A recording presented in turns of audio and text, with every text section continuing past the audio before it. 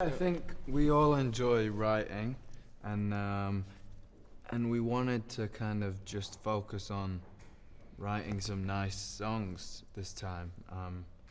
We've said it, but the last couple of albums, we knew that we would be touring, kind of those years afterwards. So we wrote with big crowds in mind. So we wanted to write like anthemic songs. And this one, we just wanted to kind of focus on writing good songs. So I think we all kind of went away, wrote things that we thought would be good, and then came back and kind of developed them together. So I think it's the most involved we've been in the process so far, and we've made an album that we're most proud of. So we're very happy with it. In the last few years, we've done kind of everything on the road. Which has been a lot of fun, but it's also pretty intense. It was nice to have like a foundation before we went out on the road again. I think Perfect is probably the most pop song on the album, but that's very different to the most pop song from our first album.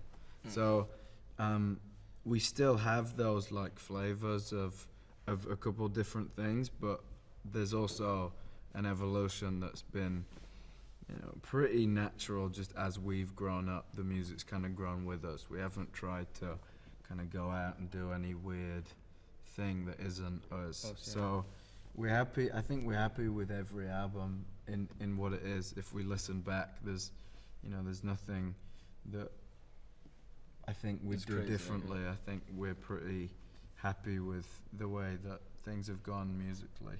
I mean, in terms of the sound in general, I think from the first album, obviously we were 16, 17, 18. Yeah.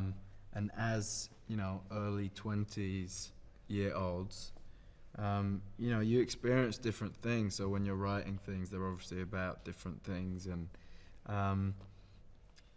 in terms of the dynamic with Four, I think it didn't change the fact that we were all focused on making the album good.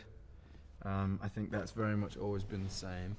I think there's a few. I think that the cool thing with music in general is like it changes so much, and you can never tell with stuff like that. I think some of the biggest songs that have ever been written, some people probably didn't think they were going to be that successful, and then sometimes you get a song that you think is going to be huge, and then you put it out and it does nothing.